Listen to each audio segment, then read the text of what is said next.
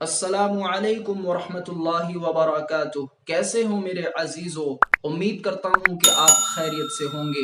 اللہ تعالیٰ آپ کو ایسے ہی خوش رکھے۔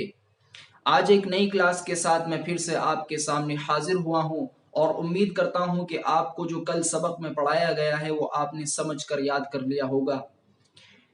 کل ہم نے پڑھا تھا کہ الف مدہ کسے کہتے ہیں اور اس کو کس طریقے سے ادا کرنا چاہیے، اور ہم نے پڑھا تھا کہ حروف مدہ 3 ہوتے ہیں۔ پہلا ہم نے پڑھا الف مدہ، جو کہ ہم نے کل کے سبق میں پڑھ لیا اور سمجھ لیا۔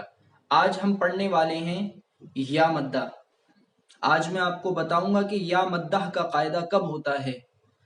یا ساکن ہو، یا ساکن کسے کہتے ہیں، آپ تھوڑا سا اسے سمجھ لیں، کنفیوز نہیں ہونا ہے آپ کو بالکل بھی۔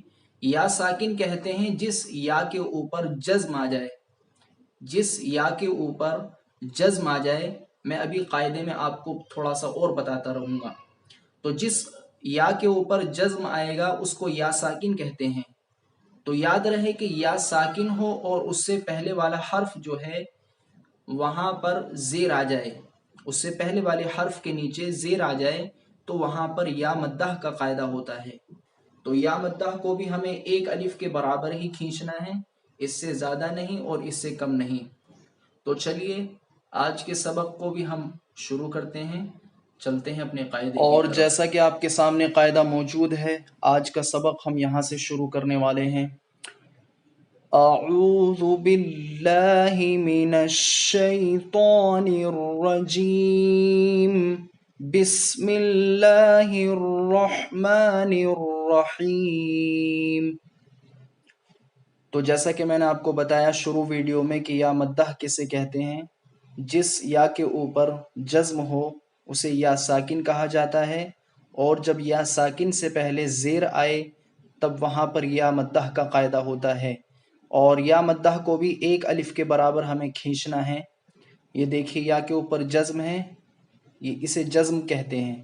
تو یہ ساکن یا ساکن بنا، اور یا ساکن سے پہلے والے حرف کے نیچے زیر ہے، اس لیے یہاں پر یا مدہ کا قاعدہ ہوگا۔ تو چلیے شروع کرتے ہیں۔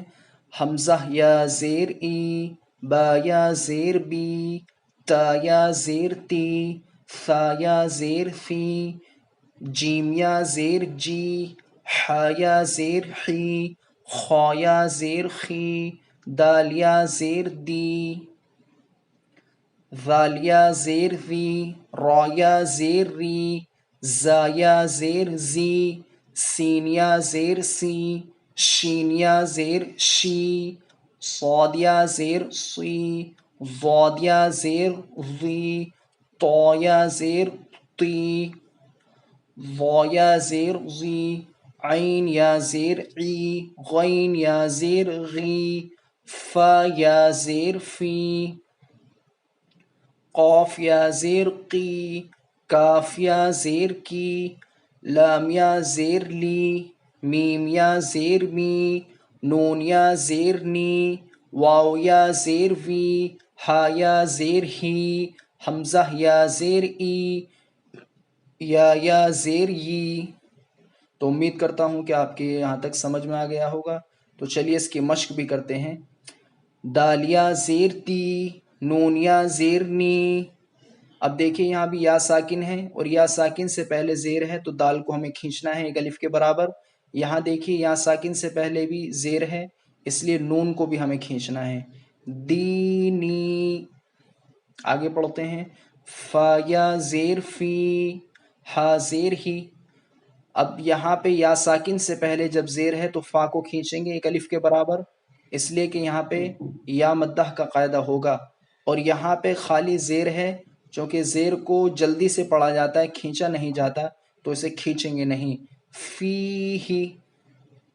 حمزہ زبر آ، را زیر ری، اری، نون یا زیر نی، ارینی، کاف زیر کی، تا الف زبر تا، کتا، با یا زیر بی، کتابی۔ حمزہ پیش او، جیم یا زیر جی، اجی، با پیش بو، اجیبو، یا پیش یو، واو الف زبر وا، یوا، را یا زیر ری، یواری، میم زبر ما، فا الف زبر فا، مفا، تا یا زیر تی، مفاتی، حا پیش حو، مفاتیح، را الف زبر را، زا زیر زی، رازی، قاف یا زیر قی، رازقی، نون زبرنا، رازقین،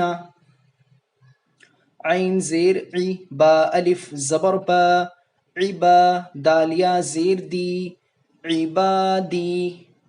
یہاں پہ آپ دیکھ سکتے ہیں جیسا کہ با کے ساتھ الف ہے تو اسے ہمیں با کو کھینچنا ہے، چونکہ یہاں پہ الف مدہ کا قاعدہ ہوگا اور یا ساکن سے پہلے زیر ہے، اس لیے یہاں دال کو بھی کھینچنا ہے، تو یہاں پہ یا مدہ کا قاعدہ ہوگا، عبادی۔